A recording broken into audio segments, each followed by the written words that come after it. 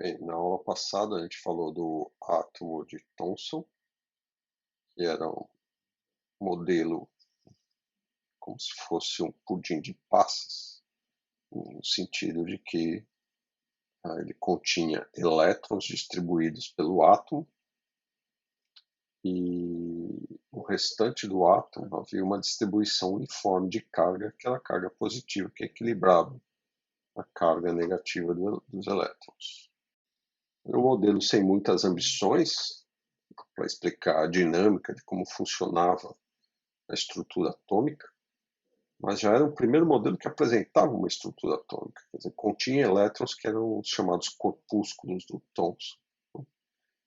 E, bom, ele também não passava em alguns testes. A gente viu um deles que era o espectro de radiação dos elementos.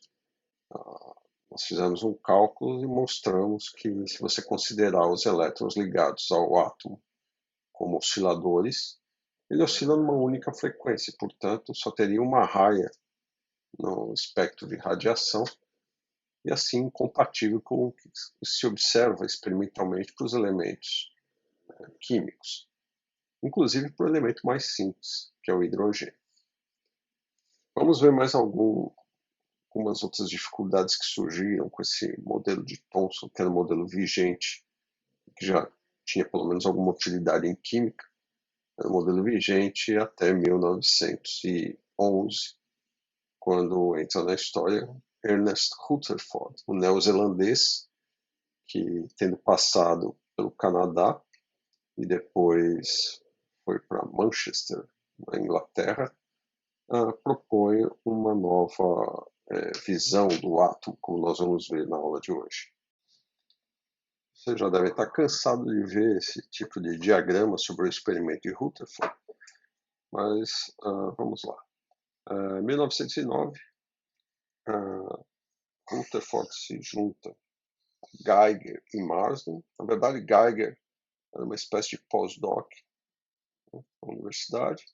Marsden era um estudante, seus 20 anos mais ou menos, no final da graduação. Geiger e Marsden eram uma espécie de escravos, né? Na física a gente tem isso. Você tem o pesquisador, o professor e os estudantes, desde iniciação científica, mestrado, doutorado, e inclusive pós-doc são os escravos. Claro que é o jeito de dizer, mas na prática é quase isso. Mas é um bom jeito de ser escravo, né? Você está aprendendo muita coisa. Enfim, Rutherford pediu para Geiger fazer algumas medidas com partículas alfa, bombardeando algumas folhas de metais, e, em particular, ele pediu para que ele olhasse para uma partícula alfa ricocheteando para trás, ou em grandes ângulos, né? 90 graus para cima. O que Geiger imediatamente pensou, bom, ele sabe que a gente não vai achar nada, né? Mas se ele está pedindo, deve ter algum motivo, deve ter alguma coisa por trás. Rutherford ele já era prêmio Nobel nessa época, ele ganhou um prêmio Nobel pelos seus trabalhos com radioatividade, era um prêmio Nobel de Química, e ele se lamentava disso, porque afinal ele era um físico. Tem até uma frase dele que ele diz algo: eu já fiz várias transformações no meu trabalho, se referindo às transformações dos elementos químicos. Mas essa é a primeira vez que eu vejo uma transformação tão rápida na minha carreira, de físico para químico. A partícula alfa era uma dessas partículas que surgiam da desintegração de alguns átomos. E o Rutherford já tinha trabalhado bastante com essa partícula, juntamente com Geiger e Marsden, e ele já tinha noção de que essa partícula era constituída de um núcleo de hélio. Tem duas cargas positivas, hoje a gente sabe que são dois prótons e dois nêutrons. Mas naquela época o máximo que você podia dizer é que era uma partícula que tinha uma massa, né, equivalente à massa do hélio, e duas unidades de carga positiva. Num primeiro momento, ele até suspeitava que podiam ser dois átomos de hidrogênio sem os elétrons. Mas, no fim das contas, ele consegue mostrar, em algum momento, que se tratava de partículas alfa. E isso não era muito difícil, uma vez que você conhecia o espectro do hidrogênio, aí você usa as partículas alfas para obter um tal espectro e verifica que o espectro é o mesmo. Mas, enfim, do jeito que a gente fala, parece tudo tão trivial, mas as coisas não eram assim tão rápidas e fáceis. Envolviam um trabalho muito meticuloso e a cautela de alguém como Rutherford, que precisava de confirmações contundentes antes de emitir uma opinião sobre seus resultados. Enfim, o esquema do experimento é mais ou menos o seguinte. Você tem aqui uma fonte radioativa, se eu não me engano, acho que era o bismuto que eles usaram. Você tem uma espécie de caixa protetora e uma pequena fenda para colimar o feixe, ou seja, a radiação é emitida em várias direções. Essa caixa ela absorve toda a radiação e só a radiação que passa por essa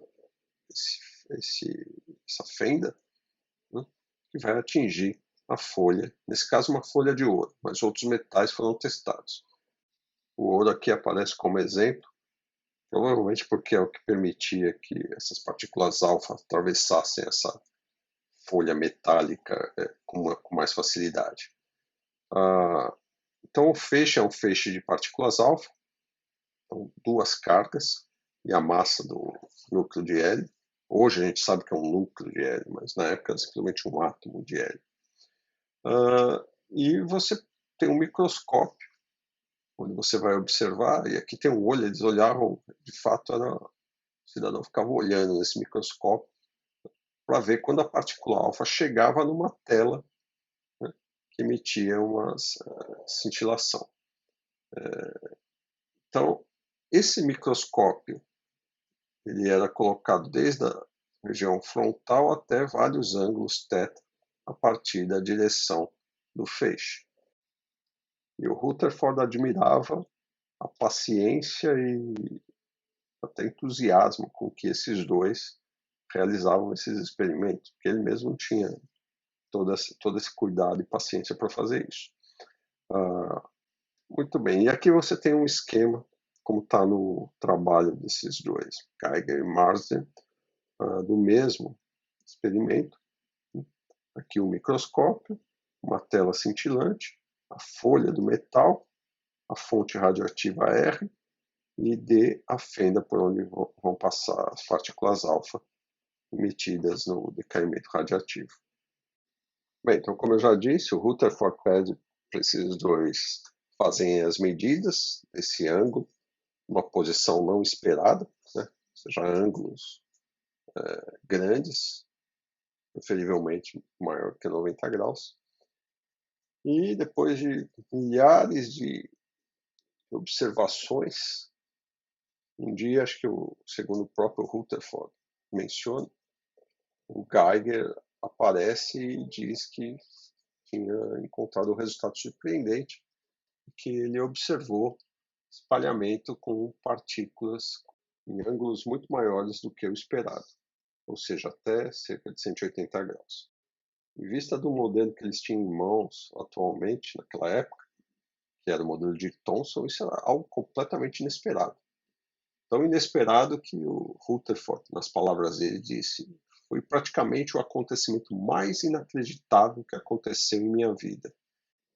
Tão acreditável quanto atirar um projétil numa folha de papel e esse projétil voltar para você e te atingir.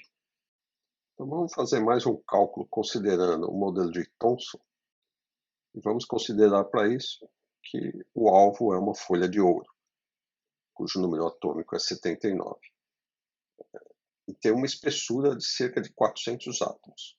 Tem que lembrar aqui que, graças ao Thomson e os experimentos que ele fez posteriormente à descoberta do elétron, ele foi capaz de inferir que o número de cargas positivas um átomo de determinado número atômico é da ordem do número atômico. Isso é fantástico. Então era possível usar esse resultado para inferir qual seria a força máxima uma partícula alfa sofreria colidindo com a superfície de um átomo de número atômico Z. Então essa força elétrica, duas vezes a carga do elétron, só que positiva, que é a carga da partícula alfa, vezes a carga positiva do átomo de número atômico Z, dividido 4π ε0 sobre R0 ao quadrado. Ou seja, isso aqui é a força de Coulomb, que vocês conhecem. Fazendo esse cálculo, você vai ter algo aproximadamente 3,64 vezes 10 a menos 6 newton para o átomo de ouro. Bom, a gente quer fazer uma predição usando esse modelo de Thomson, a qual vai ser o ângulo de espalhamento máximo, né, que você pode obter utilizando considerações clássicas. Né? Veja que a força é uma força coulombiana clássica e nós vamos fazer a suposição de que essas partículas alfa elas não penetram muito no átomo, então elas vão colidir com a superfície do átomo. Basicamente você tem a colisão de duas cargas elétricas, é isso que nós vamos fazer.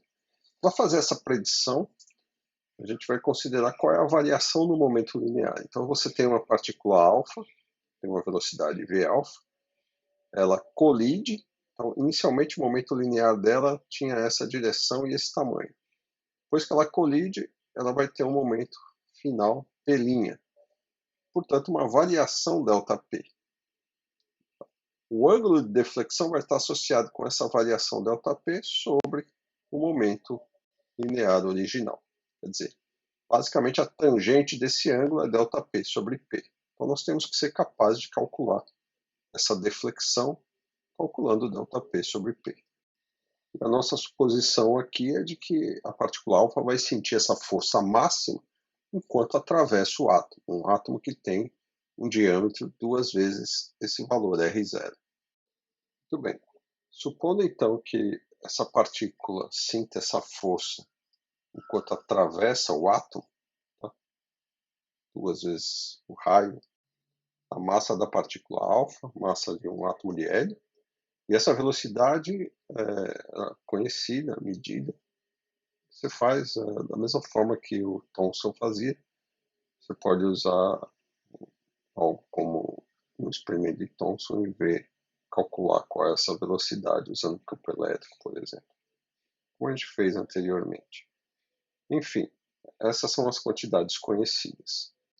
Então, dado que a variação do momento aqui nessa nossa aproximação tem uma direção vertical, eu posso usar a segunda lei de Newton como se fosse devido a uma aceleração nessa direção. Tá? E isso implica que eu posso achar a aceleração, uma vez que eu conheço a força máxima e a massa da partícula alfa, usando a força calculada logo acima, 3,64 vezes 10 a menos 6 newton, dividindo pela massa da partícula alfa, 6,7 vezes 10 a menos 27 kg, essa aceleração vai ser, então, aproximadamente 5,4 vezes 10 a 20 metros por segundo ao quadrado. Bem, a gente tem a velocidade da partícula alfa. Então, a gente pode calcular mais ou menos o tempo que ela leva para atravessar o átomo. Esse tempo é aproximadamente duas vezes o raio do átomo dividido por essa velocidade, que dá 1,25 vezes 10 a menos 17 segundos. Claro, esse é um cálculo que eu estou aproximando o movimento na horizontal como um movimento retilíneo uniforme e na vertical como acelerado. Então, eu posso calcular a variação na velocidade na vertical, que é o que vai me dar a variação no momento, como sendo essa aceleração vezes esse tempo. Portanto, um valor de 6.750 metros por segundo. Mas o que eu quero é ΔP sobre P. ΔP sobre P é a massa vezes ΔV dividido por M vezes V. Que vai ser igual, a massa vai embora, ΔV 6.750 metros por segundo, dividido pela velocidade, que a gente já viu que é 1,6 vezes 10 a 7 metros por segundo. Portanto, isso dá um valor da ordem de 4,2 vezes 10 a menos 4. Lembrando que essa deflexão me dá o valor de tangente de θ, que é na verdade aproximadamente θ, porque o ângulo vai ser muito pequeno, que é igual a 4,2 vezes 10 a menos 4. Bem, isso é para um átomo. Se eu considerar que os 400 átomos vão fornecer uma deflexão máxima, ou seja, eu estou pegando o valor máximo possível para as deflexões. Então, considerando aqui 400 átomos, eu vou ter o seguinte: ΔP sobre P, que vai ser θ, aproximadamente, é igual a 400, isso aqui é o ΔP total, né? Total. 400 vezes o ΔP sobre P que a gente obteve acima, ou seja, aproximadamente 1,6 vezes 10 a menos 4, 10 a menos 2, 10 a menos 1, que é da ordem de 0,1, 0,2 radianos. Tá? E isso, passando para graus, é aproximadamente da ordem de 5 graus. Portanto, na melhor das hipóteses, usando, claro, uma força clássica, tudo muito clássico, não deve diferir muito disso se a gente tivesse já acesso ao cálculo puramente quântico e com menos aproximações, ou seja, fosse um pouco mais rebuscado. Mas isso é para a gente ter uma ideia. A gente teria um espalhamento no máximo 5 graus. Isso considerando que todo átomo pelo qual essa partícula vai espalhar, ela vai espalhar maximalmente, ou seja, ela vai ter a máxima deflexão, sentir a força máxima. Então, qualquer deflexão por ângulos grandes é completamente fora de questão para o modelo atômico de Thomson. Então, isso é mais uma dificuldade para o modelo atômico de Thomson. E a solução para esse problema vai vir com a proposta de Rutherford. Então, é baseado nisso que o Rutherford se mostrou tão surpreso, né, com o resultado de Geiger e Marsden, porque isso era completamente não esperado. E isso dá a base para que ele construa um novo modelo atômico. Vai ser chamado modelo de Rutherford. A proposta de Rutherford é que essas partículas alfas, como elas não podem ser espalhadas por elétrons que estão dentro do átomo, uma vez que a força de um elétron não seria suficiente para espalhar muito essa partícula alfa, como a gente acabou de ver, um ou vários elétrons, ele vai considerar algo concentrado no centro do átomo.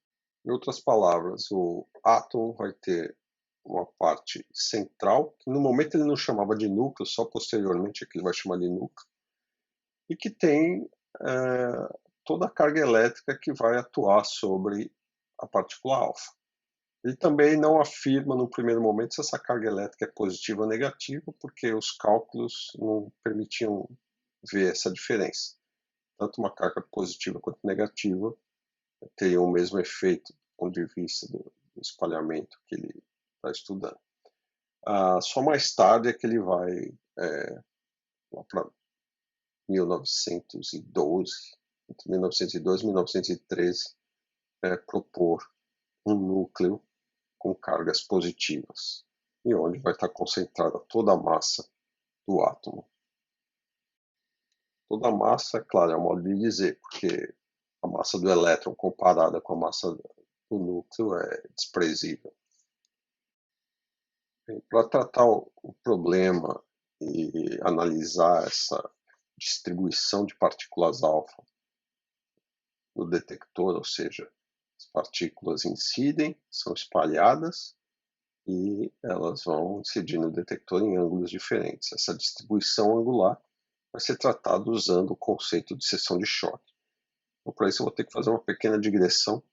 Eu digo digressão porque acho que vocês já viram isso em mecânica, curso de mecânica, possivelmente no curso de eletromagnetismo. Não sei se todos já passaram por esses cursos, mas certamente já estudaram problemas desse tipo, em particular as órbitas de Kepler. Então, para fazer esse estudo da seção de choque, a gente vai considerar um feixe de partículas incidentes, que são as partículas alfa, um centro espalhador, que vai ser responsável pelo espalhamento, que vai ser um núcleo pesado, no nosso caso, no átomo de Rutherford, e a partícula ela viaja em linha reta assintoticamente, ou seja, em tempos muito grandes, tanto antes quanto depois da colisão, a sua trajetória não é alterada. Então aqui a gente tem um diagrama, esse seria um núcleo, espalhador, centro espalhador, a partícula vem em linha reta, ela é deslocada, né, da sua direção de movimento para uma outra direção, que é uma linha reta. Claro que na prática não é isso que acontece, você vai ter uma curva que vai modificar a trajetória da partícula, uma curva suave. Aqui é uma mudança radical, né, uma mudança instantânea de direção. Esse diagrama serve para entender o que está acontecendo, como definir o que a gente vai chamar de seção de choque, mas o caso realístico a gente vai tratar com cuidado mais adiante. Outro ponto importante a se considerar é a simetria azimutal. O que significa isso? Aqui eu tenho o eixo Z. Né? Se o feixe de partículas alfa for rodado em torno desse eixo Z, qualquer ponto formando um cilindro aqui, qualquer uma dessas direções vai fornecer resultados equivalentes, ou seja, não depende desse ângulo azimutal. Vamos tratar disso classicamente, e o problema que a gente está interessado é, dado esse parâmetro B é essa distância entre o feixe e a linha que passa pelo centro espalhador, eu quero calcular qual é o ângulo de espalhamento, ou seja, esse ângulo θ, que é o ângulo entre o feixe inicial e o feixe final.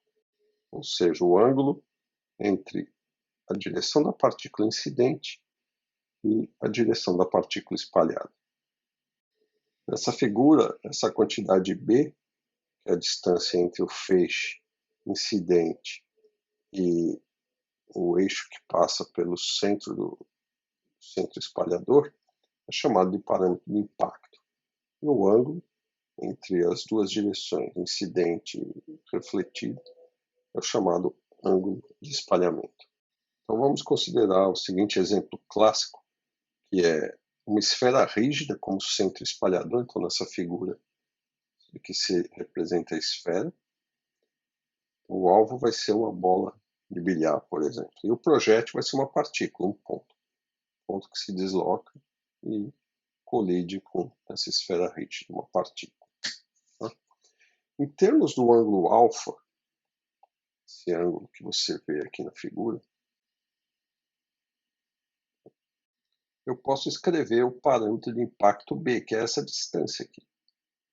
Então, B vai ser o cateto oposto ao ângulo alfa nesse triângulo retângulo.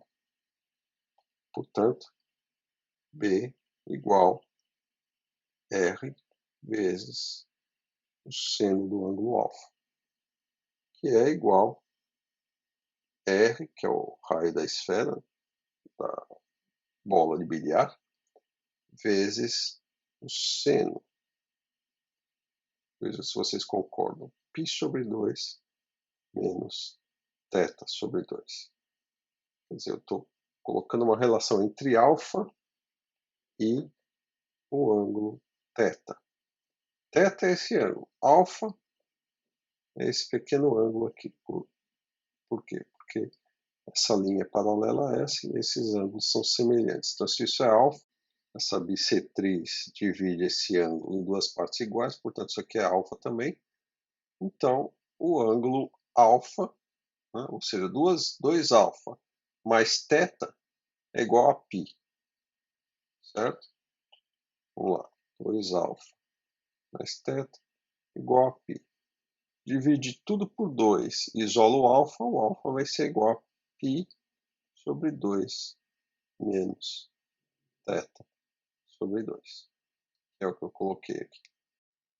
Bem, o seno de A menos B é seno A cosseno B menos seno B cosseno A.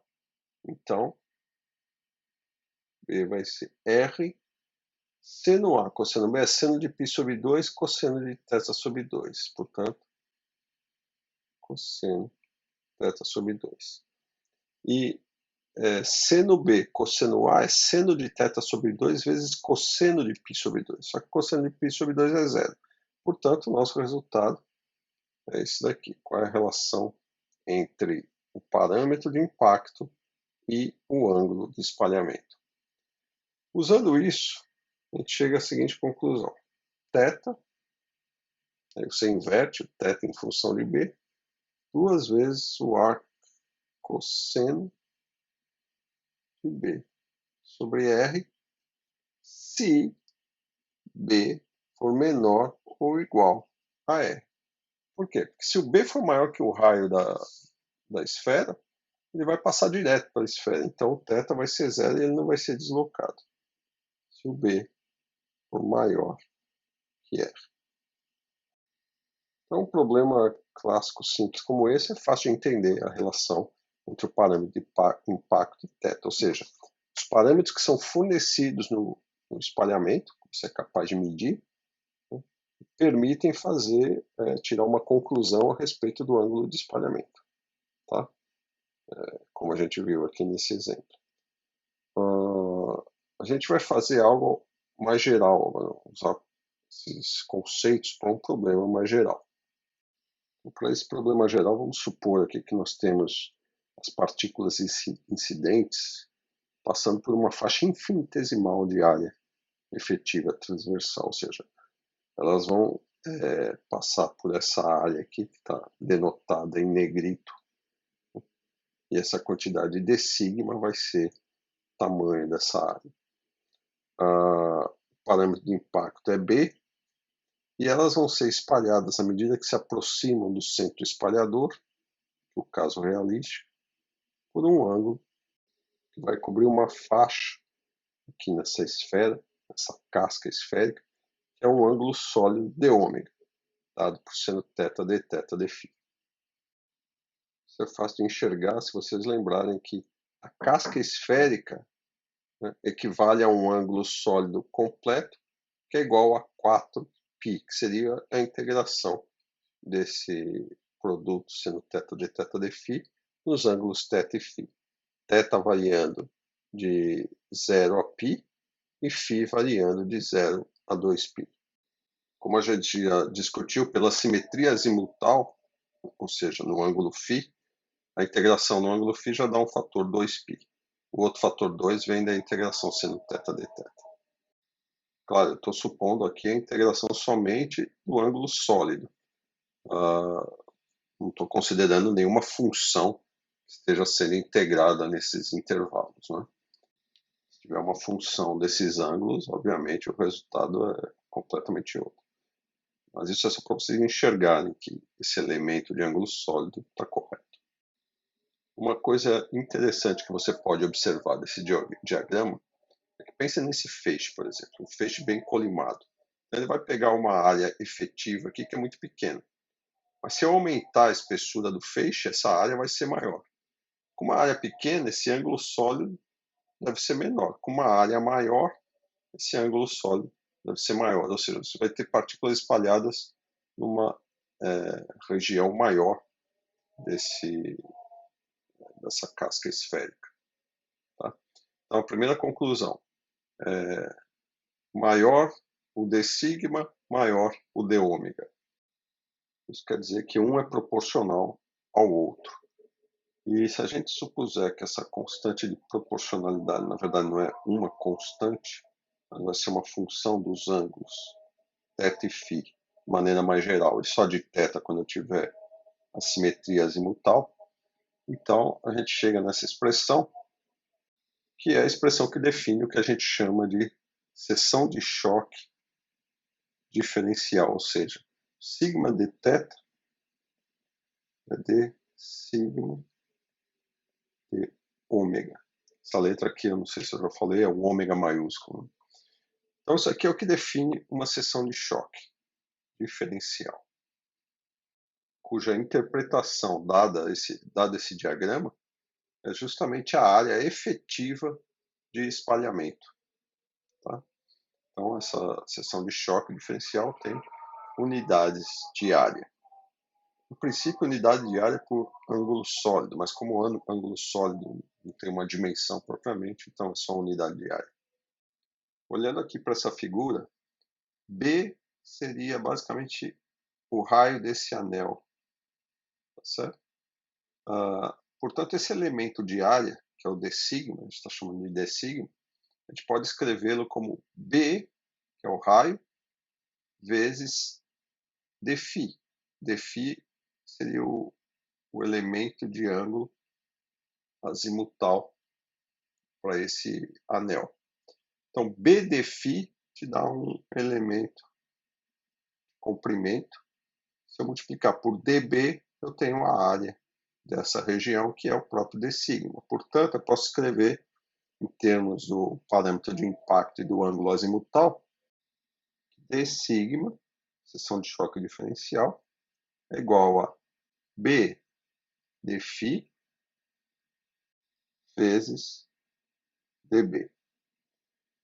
E como eu tenho que d ômega igual a seno θ dθ dφ, eu posso escrever que a seção de choque diferencial é d sigma d ômega, isso é igual a B dφ dB dividido seno θ dθ dφ. Φ aparece em ambos numerador e denominador, vai embora. Portanto, isso é igual a B sobre seno θ vezes dB dθ em módulo. E aqui, por que eu peguei o módulo? Porque dB dθ é menor que zero, ou seja, à medida que eu diminuo o parâmetro de impacto B, o ângulo, como eu vou me aproximar mais do centro espalhador, o ângulo de espalhamento deve ser maior. E aí você me pergunta, por que o ângulo vai ser maior conforme eu me aproximo do centro espalhador? Porque lembra, a intensidade da força é maior quando você está mais próximo do objeto que vai espalhar o seu feixe.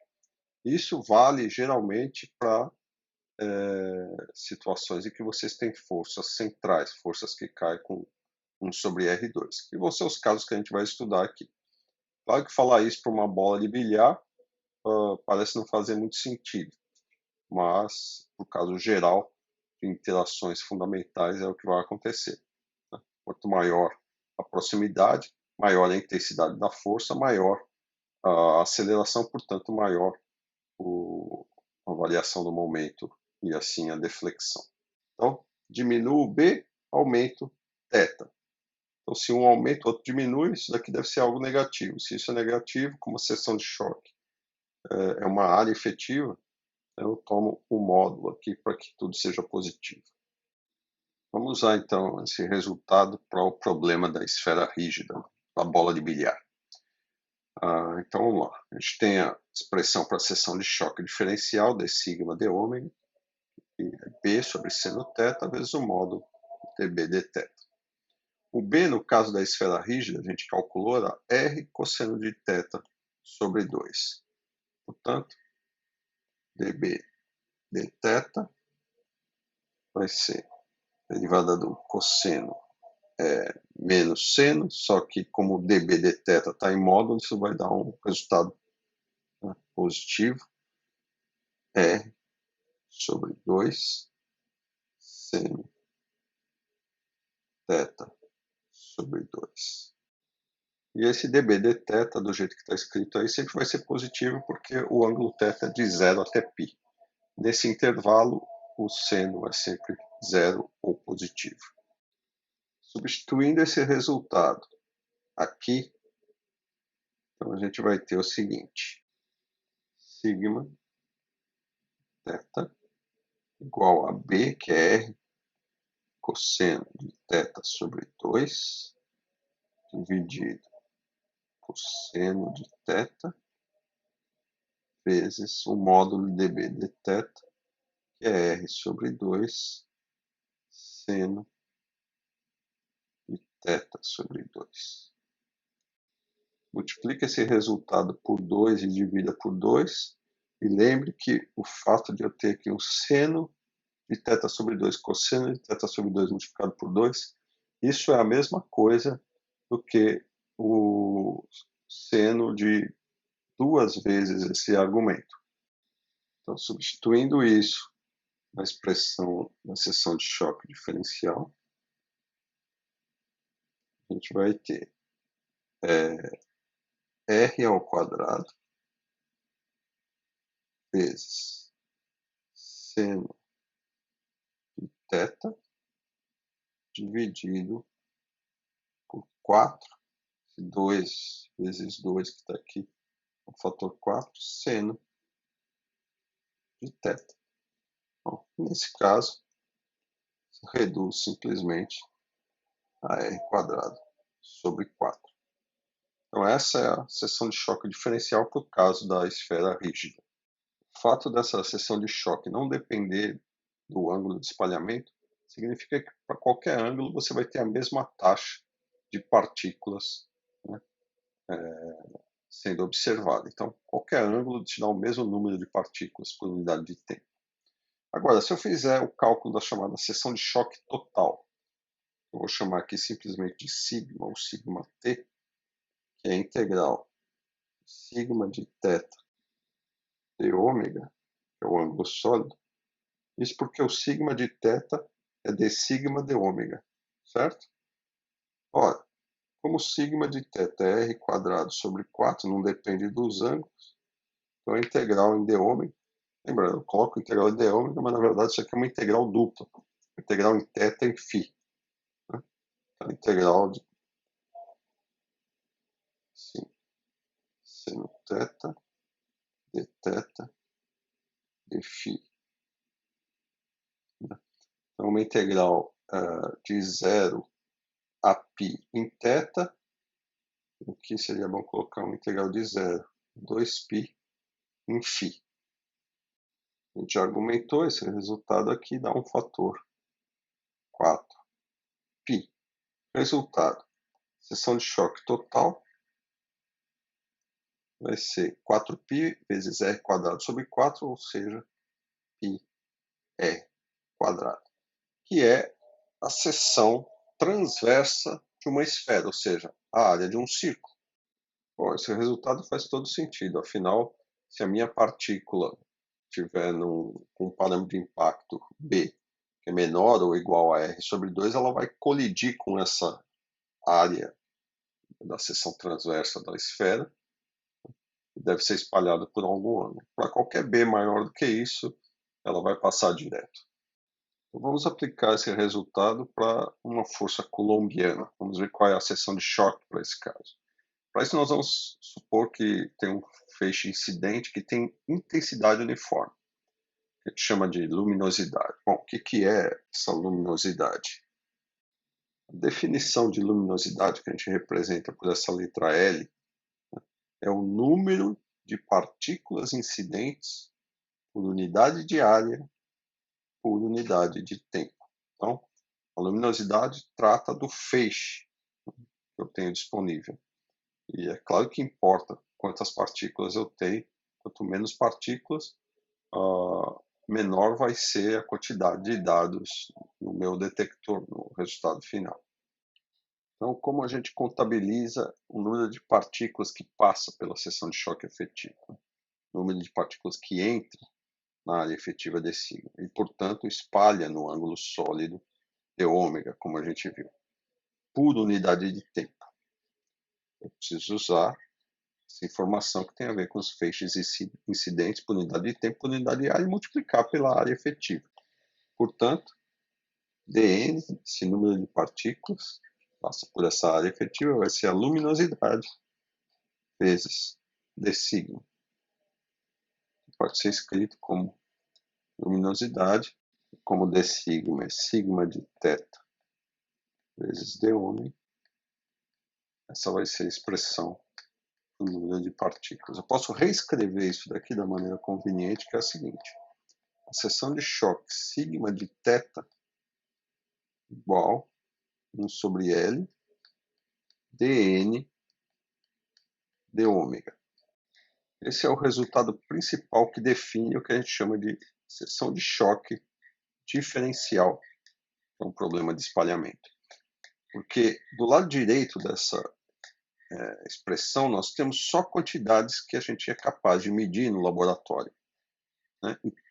E essa combinação dessas quantidades me dá o que a gente chama de seção de choque diferencial, que é a maneira de expressar qualquer resultado experimental em física de altas energias, física nuclear.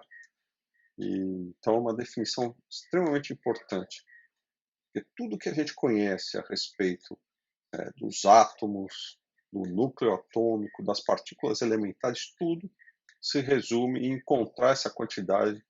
A gente encontra essa quantidade de maneira teórica e verifica com o experimento a partir dessas expressões do lado direito.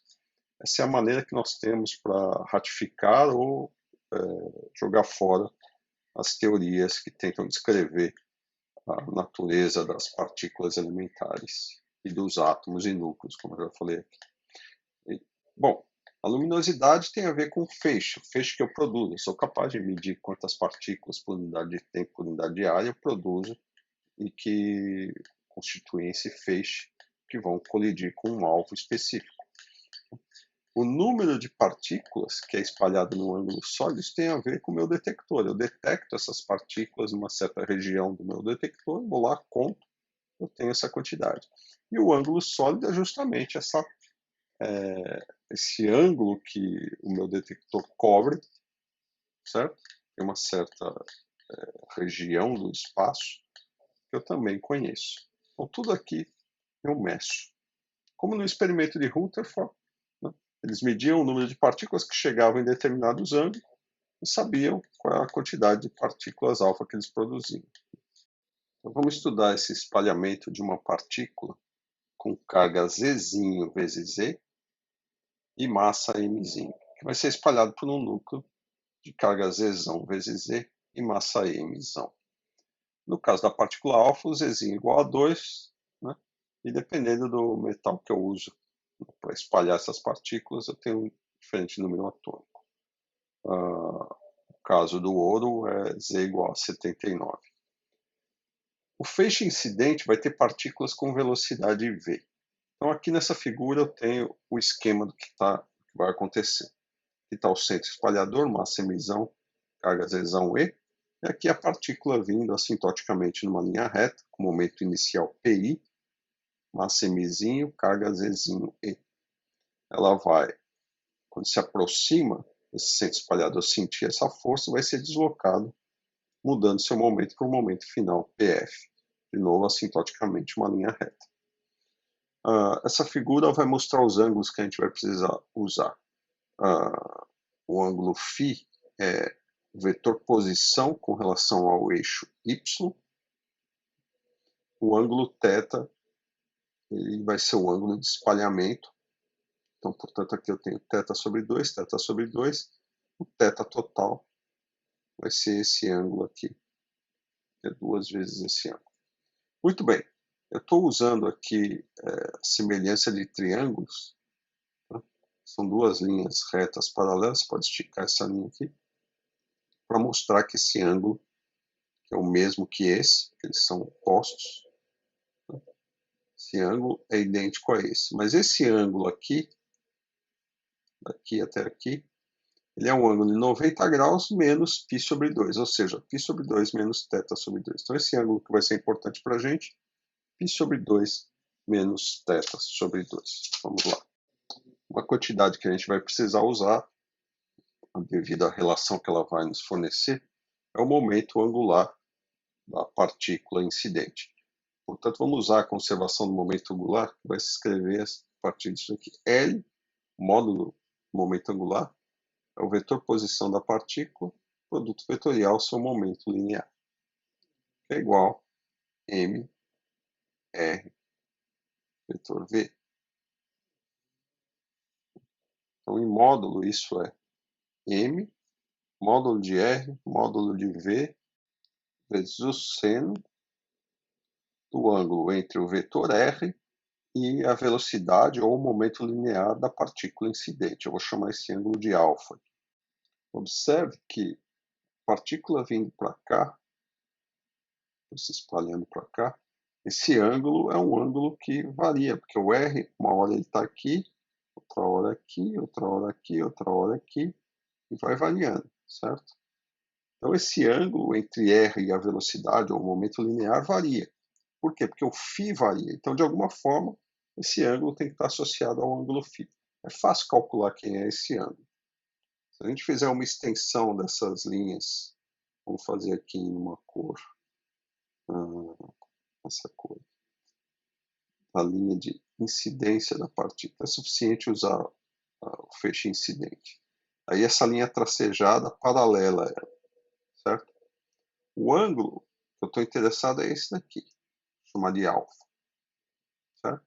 Só que alfa, como essas duas linhas, a tracejada e essa linha verde água, são paralelas, então, pelo teorema lá que vocês conhecem de Thales, esse ângulo é idêntico ao ângulo alfa.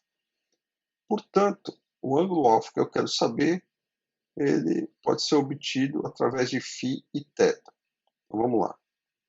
Se eu somar φ mais alfa mais θ sobre 2, eu tenho π sobre 2, que é 90 graus. Tá? O ângulo θ, ele é fixo. Ele só define essa linha e essa linha. Então, é um ângulo fixo, ele não está variando. Quem varia é φ. Então, toda variação de alfa está associada à variação de φ. Então, eu posso escrever assim. Alfa igual π sobre 2 menos θ sobre 2 menos φ. Bem, eu vou precisar dessa expressão aqui daqui a pouco. Por enquanto, mantenham ela em mente. Para a gente, nesse momento, o que é importante é notar que R, seno alfa, essa quantidade que está aqui, se vocês olharem para a figura, quem é R seno alfa? É isso aqui. Tá? E isso daqui é quem? É o parâmetro de impacto B. Portanto, isso aqui é B. De forma que eu posso escrever a seguinte coisa. L igual a M V vezes B. Também pode ser escrito como M R quadrado vezes ômega. E por que eu posso escrever isso? Se vocês lembrarem do que vocês viram em rotação sobre momento angular, o momento angular de uma partícula é isso daqui. Tá? E esse momento angular ele pode ser escrito como o momento de inércia da partícula, que uma partícula é a massa vezes a distância até o eixo de rotação, que é ao quadrado, mr quadrado, vezes a velocidade angular da partícula. Tá? Isso aqui tem que ser uma constante pela conservação do momento angular. Lembrando que eu posso escrever a velocidade angular como a variação do ângulo φ com relação ao tempo. Lembrando que φ é o ângulo formado entre o vetor posição, R, da partícula incidente, com relação ao eixo Y. Essa relação vai ser importante para a gente. A gente sabe como varia o φ. Φ tem a ver com alfa, que é esse ângulo que está aqui. A derivada de alfa com relação ao tempo é igual a menos a derivada de φ com relação ao tempo. Aqui a gente usa o sinal positivo porque ele está lidando com o módulo do momento angular. Tá? Então, o que importa para a gente, na verdade, é o sinal positivo. Esse sinal é irrelevante. Guardemos então esse resultado que ele vai ser importante para a gente daqui a pouco. Vamos considerar agora a variação do momento linear para essa partícula incidente, para esse feixe. Aqui nós vamos usar a suposição de que o núcleo está espalhando essa partícula é muito pesado, portanto ele não vai sofrer nenhum recuo. O que quer dizer isso? Bom, se a partícula incidente vinha com uma velocidade v, ela tinha uma certa energia cinética, energia potencial grandes distâncias zero, então toda a energia dela é a energia cinética inicial. Ela vai espalhar por esse núcleo, e quando ela estiver de novo afastada desse núcleo, distâncias muito grandes, energia potencial zero, ela vai ter de novo a mesma velocidade por conservação de energia, uma vez que o núcleo não sofreu nenhum recuo por ser muito pesado, então não houve nenhum empréstimo de energia nesse sentido para o núcleo. Então, com essa suposição que é bastante razoável, uma vez que a gente sabe que esse núcleo é muito mais pesado que a partícula alfa, a única variação no momento linear vai ser na direção. Nesse caso, se ela vinha com componentes na direção x, da esquerda para a direita, e uma componente y para baixo, e ela só vai sofrer variação na direção, a componente x continua da esquerda para a direita, e a componente y varia de baixo para cima. Portanto, eu vou considerar isso, considerando que o momento linear inicial é menos P cosseno π sobre 2 menos θ sobre 2, isso na direção y, isso vocês veem da figura. Então, aqui você tem o momento linear inicial, a projeção na direção y vai estar para baixo, por isso se não menos. Vai ser o tamanho desse momento projetado aqui na direção y, portanto, cosseno de π sobre 2 menos θ sobre 2, que é igual a menos P, cosseno de A mais B, é cosseno A cosseno B, menos seno A seno B. Como o mais aqui é um sinal menos, vai ficar mais seno A seno B.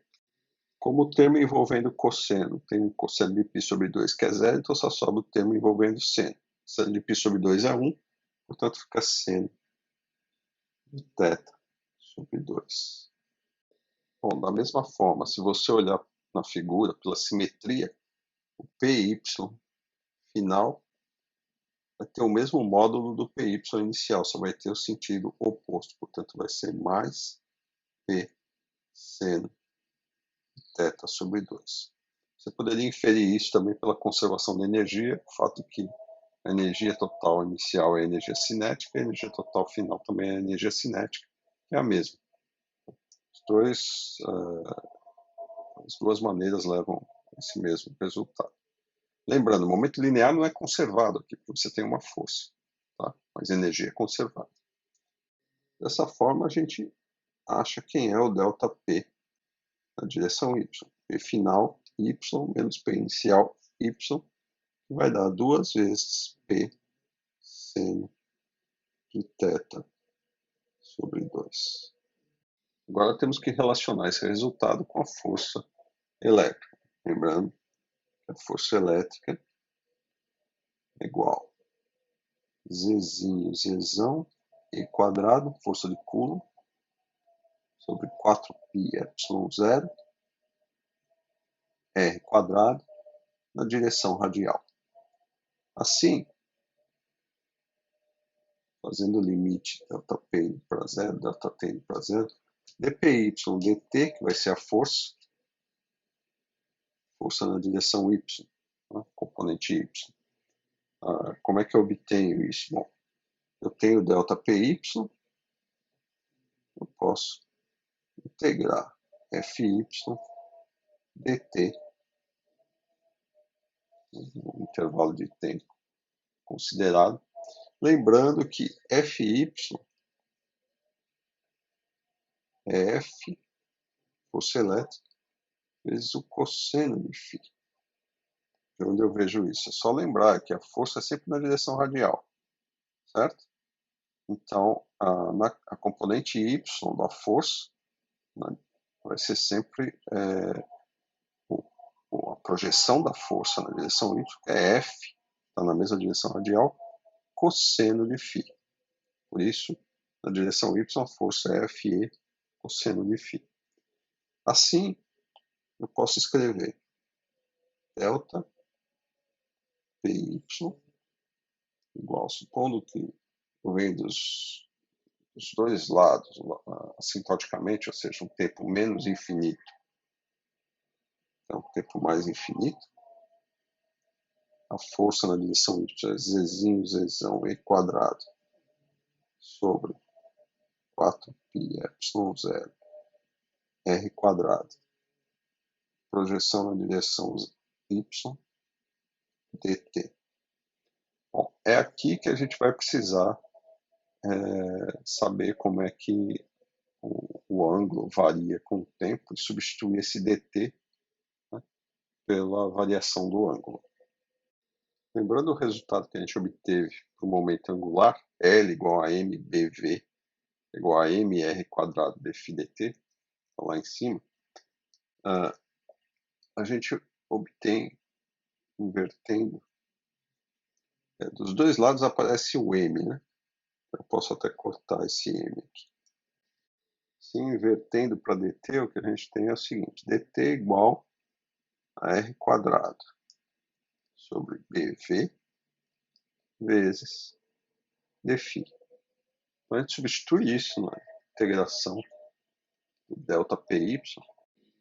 Acho que é fácil enxergar que esse ângulo φ, quando eu estou lá atrás, no menos infinito, t menos infinito, ele vai coincidir com essa linha, né? O R coincide com a linha do eixo incidente. E, portanto, ele vai ser esse ângulo, que é π sobre 2, menos esse ângulo θ sobre 2. Tá?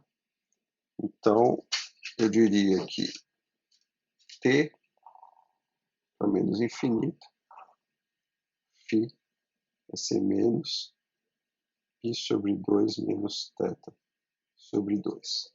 O mesmo raciocínio você pode usar quando a partícula está lá no infinito, t mais infinito.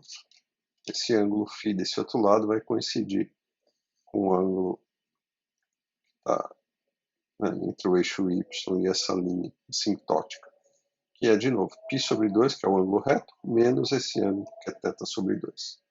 Então, para t indo para mais infinito, φ vai ser mais π sobre 2 menos θ sobre 2. Bom, assim a nossa integração fica esse fator que é constante do ponto de vista da integração, tá? E só sobra a integração cosseno de φ. A integral do cosseno é o seno.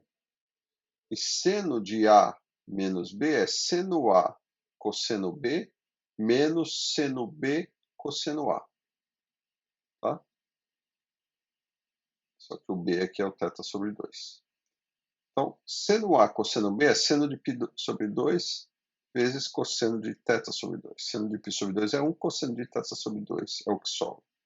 O outro, menos seno θ sobre 2, cosseno de π sobre 2 dá zero, porque o cosseno de π sobre 2 é zero. Então, para o intervalo superior só sobra um cosseno de θ sobre 2. Para o intervalo inferior vai dar a mesma coisa. Portanto, o resultado, ΔPy igual a 2 vezes zzinho. Zzão, esse 2 é porque aparece 2 vezes o termo cosseno de θ sobre e quadrado vezes e quadrado sobre 4πε0 dv cosseno de θ sobre 2. Bem, esse é o resultado integrando a força, né, com relação ao tempo. Mas a gente já tinha obtido quem era o ΔPy apenas pelos argumentos de quem era o momento inicial, quem era o momento final. E o que a gente obteve lá em cima foi 2 vezes mv seno de θ sobre 2. Então essas duas quantidades devem coincidir, são a mesma. Tá? Isso implica que, se eu isolar o B, eu acho o parâmetro de impacto em função do ângulo. Então, isolando o B, façam a álgebra aí. O B está aqui no denominador, isolem e cheguem à seguinte conclusão. Zzinho, Zzão, E quadrado, dividido por 8π ε0, a energia cinética da partícula, que é mv quadrado sobre 2, vezes a cotangente de θ sobre 2. Esse é o resultado que eu queria chegar, ou seja, qual é o parâmetro de impacto em função do ângulo de espalhamento θ.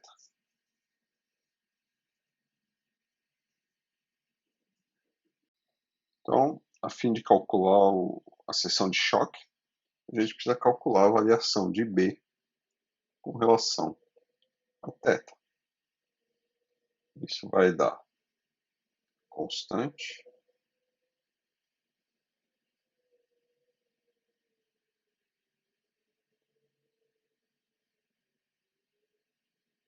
vezes a derivada da cotangente. A derivada da cotangente, lembrando que cotangente é cosseno sobre seno, né? A derivada de uma divisão, portanto, a derivada do numerador vezes o denominador, menos a derivada do denominador vezes o numerador, dividido pelo denominador ao quadrado. Isso vai dar menos meio seno ao quadrado de θ sobre 2, menos meio cosseno ao quadrado de θ sobre 2, façam a conta e verão que é isso, dividido por seno ao quadrado de θ sobre 2. Bom, no numerador você tem menos meio vezes seno quadrado mais cosseno quadrado, que dá menos meio. Então, resultado, Zzinho, Zzão quadrado. Ops. 8π ε0. Energia cinética. Com sinal negativo aqui na frente. Vezes 1 sobre seno ao quadrado de θ sobre 2. A seção de choque, então, vai ser B sobre seno de θ vezes o módulo de dB de θ, como a gente viu lá em cima. O B, aqui nós temos a expressão. E a derivada dB de θ, está aqui o resultado.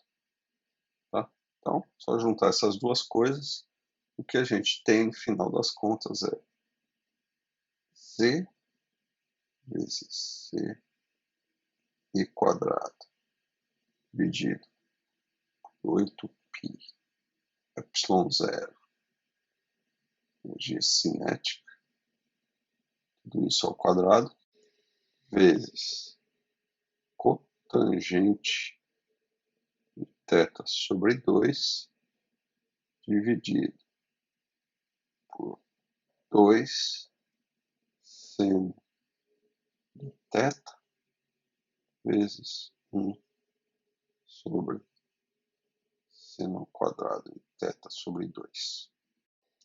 Bem, por conveniência, isso aqui tudo é uma constante, a gente vai chamar essa constante de dzão ao quadrado sobre 4. Depois vai ficar claro porque eu estou chamando isso aqui de dzão. E vamos usar que esse seno de θ no denominador pode ser escrito como 2 seno de θ sobre 2 cosseno de θ sobre 2. Só usar o seno da soma e vocês chegam nesse resultado.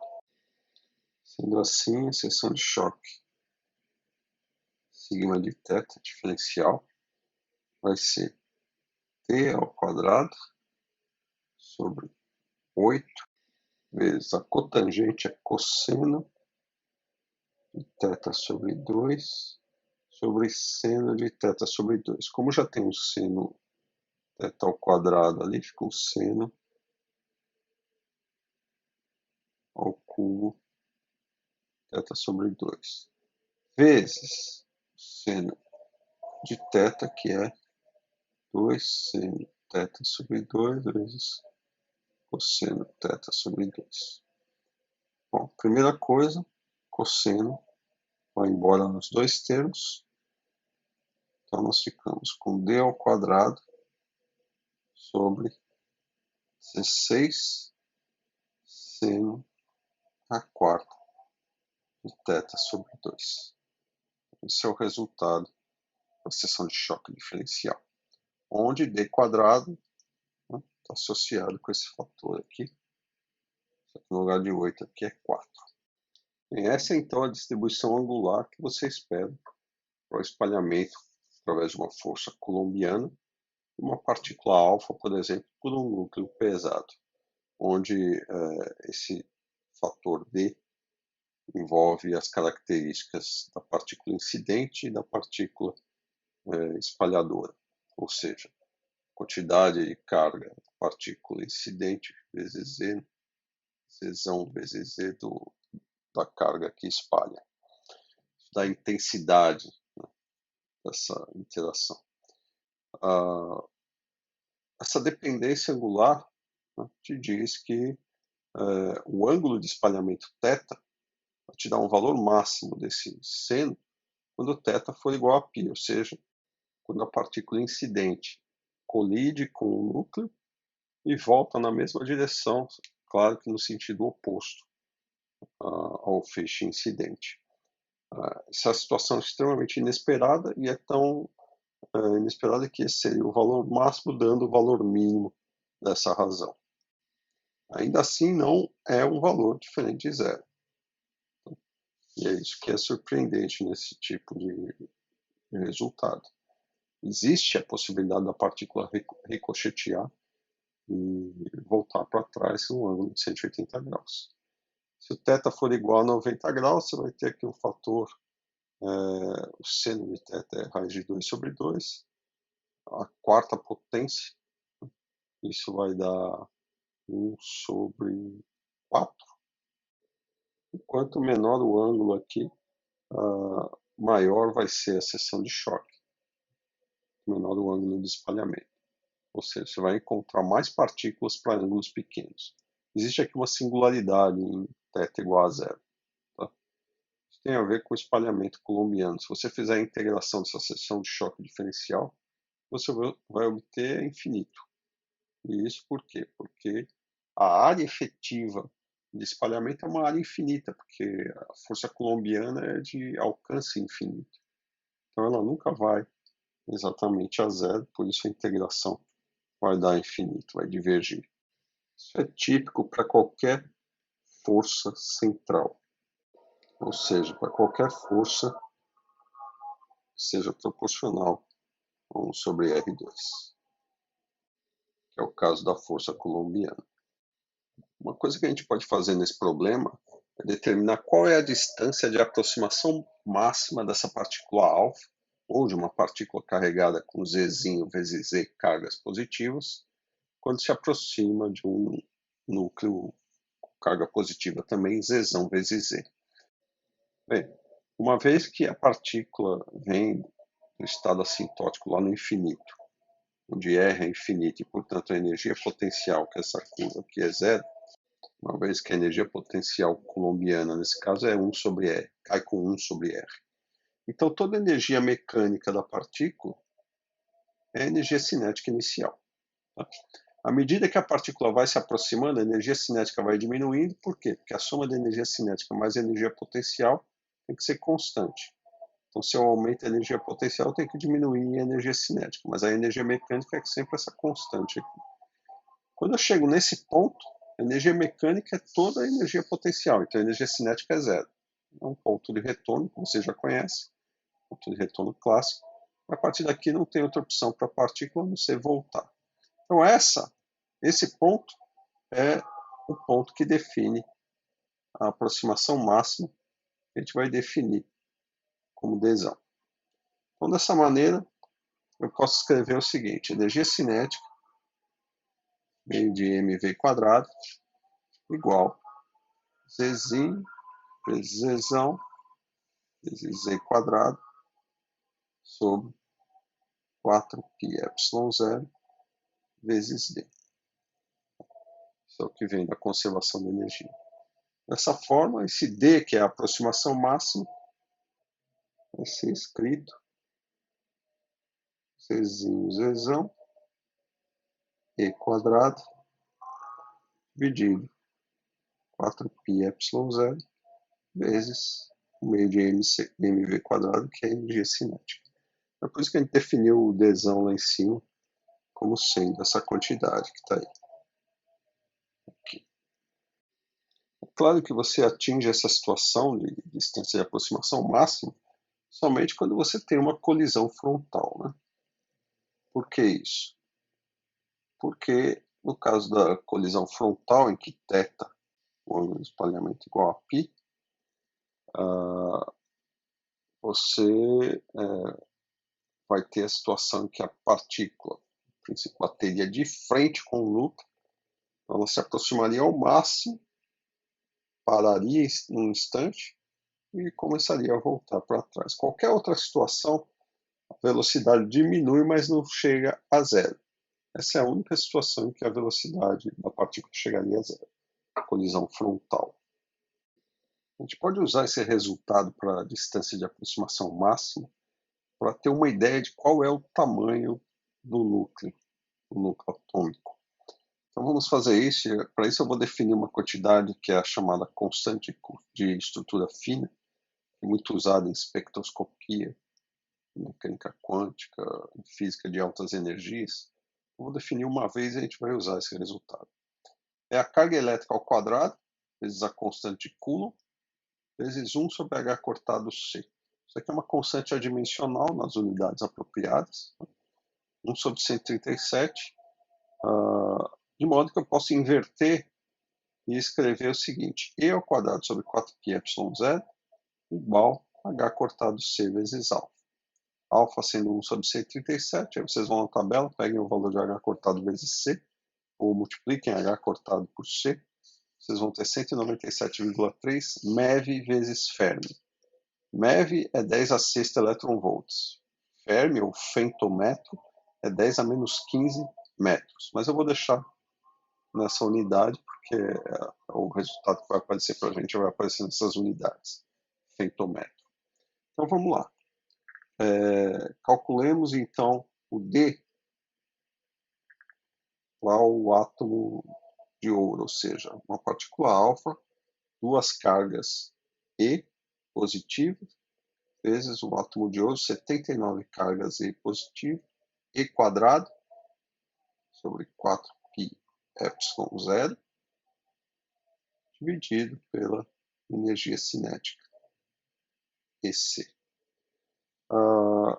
Então isso vai dar 2 vezes 79 vezes 197,3 dividido por 137 dá algo em torno de 1,44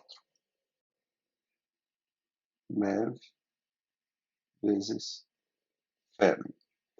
Bom, a energia, tudo isso dividido pela energia cinética da partícula alfa. Essa energia cinética é a energia cinética inicial, só lembrando.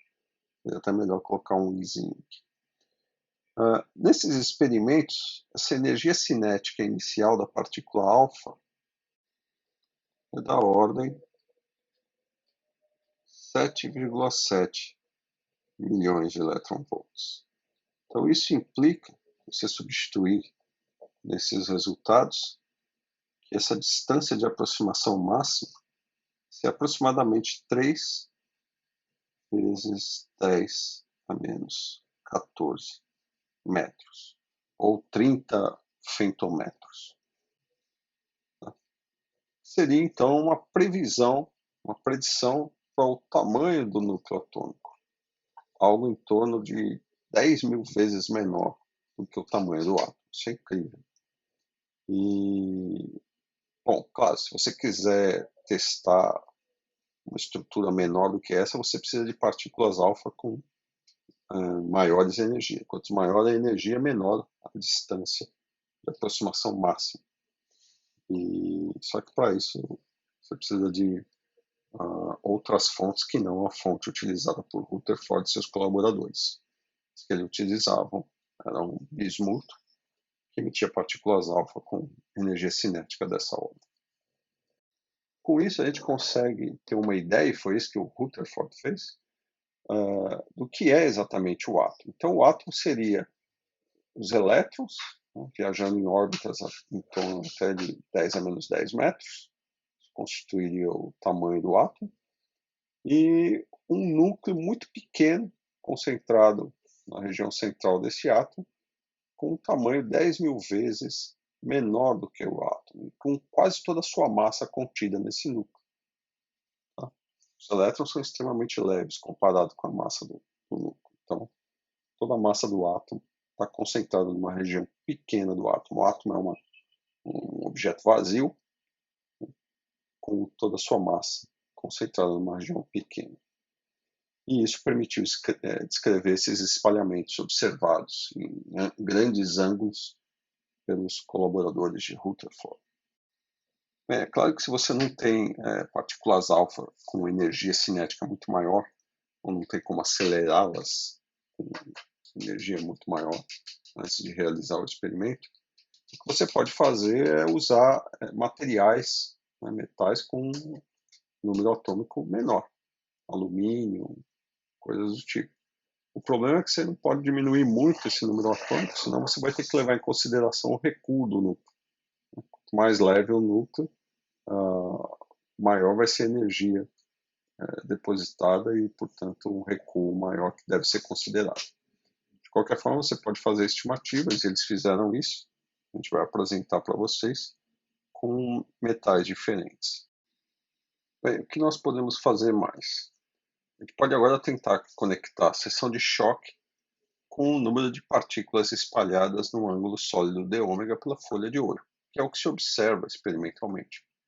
É o que os Geiger e Marsden, os auxiliares de Rutherford, observaram. Para isso a gente precisa saber o número de núcleos de ouro numa folha de ouro. Isso pode ser achado usando a densidade do ouro, Rho, vezes a espessura da folha de ouro, dividido pela massa de um núcleo. Vou usar uma notação moderna, que é o número de massa vezes a massa do próton. Mas é claro que naquela época ainda você não tinha isso, você não tinha descoberto o nêutron nem nada, então você usava simplesmente aproximadamente qual era a massa de um núcleo, de um átomo de ouro. E, na verdade, Rutherford vai ter suas contribuições para essas descobertas do próton, do nêutron, mas eu não vou entrar aqui nos detalhes históricos sobre isso. Então vamos lá. Isso daqui vai ser igual o número de núcleos por unidade de área. Ou seja, isso me dá a densidade de núcleos na placa, nesse caso, placa de ouro, por exemplo. Então, se eu quiser saber qual é a quantidade de partículas que vão ser detectadas num determinado ângulo sólido, vou chamar isso de dN. Então, dN vai ser a quantidade de partículas que vai ser espalhadas no ângulo sólido d ômega. Isso vai ser, obviamente, tem que ser proporcional ao número de partículas incidentes, que eu vou chamar de n. Né? E proporcional também ao número de núcleos por unidade de áreas, ou seja, nesse caso, a densidade do ouro vezes a espessura da placa de ouro vezes a massa de um núcleo de ouro.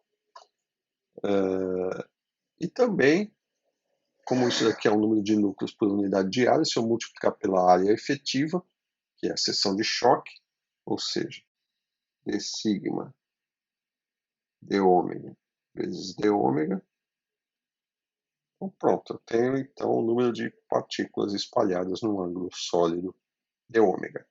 Esse fator a gente conhece, a seção de choque diferencial. Aqui vai ser o ângulo, eu vou olhar para uma região angular no meu detector. Isso aqui é o número de partículas no feixe incidente, o número de partículas alfa. E isso daqui é a densidade de núcleos por unidade de área. Esse d ômega, ângulo sólido, para todos os fins práticos, tem a ver com a área do detector dividido pela distância ao quadrado. Essa daqui a gente conhece, é a seção de choque diferencial, que a gente chama de sigma de θ. N é o número de partículas incidentes.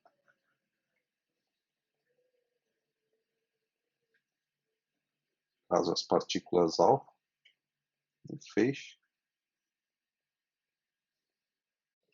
Bem, vamos conectar esses resultados com o que a gente tinha antes, que era dN sobre L.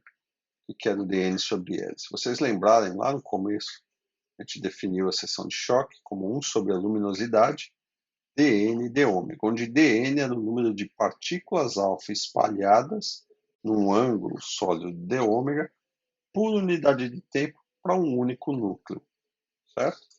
E o L, que é a luminosidade, é o número de partículas alfa incidentes por unidade de tempo por unidade de área, chamada luminosidade. Então vejamos, como que a gente pode escrever essa expressão em termos dessas quantidades? Bem, uma vez que isso daqui é a seção de choque diferencial, então eu posso usar o resultado que está aqui, substituir aqui. Isso fica ρ vezes D dividido por AMP vezes N 1 sobre L dN de ômega vezes d ômega. E aí, finalmente, eu posso escrever esse número de partículas espalhadas no ângulo sólido de ômega como ρ vezes D, a ácido próprio, vezes N, N sobre L. Essa quantidade é a fração de partículas alfas que é espalhada no ângulo de ômega, vezes a unidade de área para um único núcleo. Essa unidade de área aparece multiplicando por causa da luminosidade. Muito bem. Isso daqui multiplicado pela quantidade de núcleos por unidade de área vai me dar o quê? Vai me dar a fração total de partículas espalhadas na placa. Isso aqui é vezes unidade de área, isso aqui é por unidade de área. Então, a área só me dá só a fração de partículas espalhadas na placa, vezes a quantidade de partículas alfa no feixe incidente. Então, isso genuinamente me dá a quantidade de partículas espalhadas no ângulo de ômega. Então, voltando para a expressão anterior que nós tínhamos para o dN, dN igual ρ vezes D dividido por A vezes M. Aqui eu deixei o ρ geral para não ficar só para o ouro. Embora a gente possa fazer só por causa do ouro, mas a gente pode fazer de maneira geral para qualquer núcleo. Vezes o número de partículas alfa no feixe incidente, seção de choque diferencial de ômega.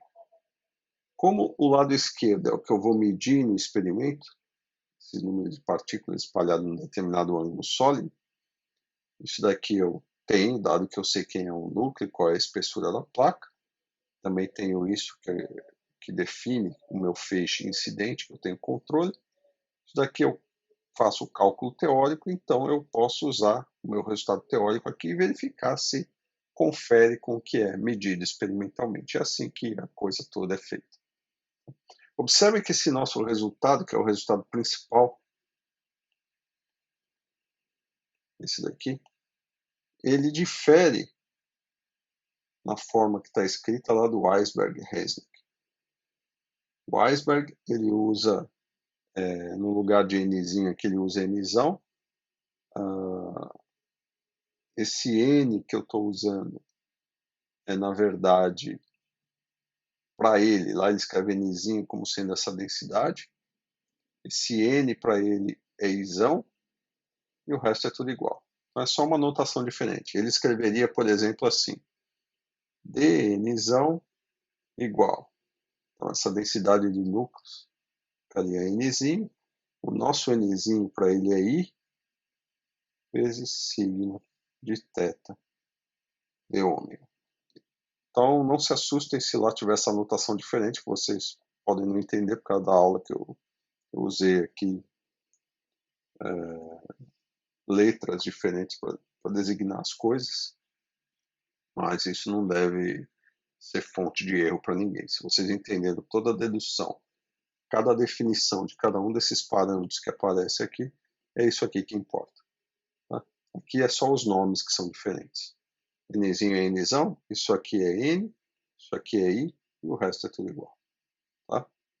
Bom, esse é o desenvolvimento formal do que vocês devem fazer para entender o espalhamento dessas partículas alfas por placas metálicas, em particular no caso do ouro, no experimento de Rutherford. Então, o que a gente vai fazer em seguida é analisar os resultados experimentais de acordo com essa expressão.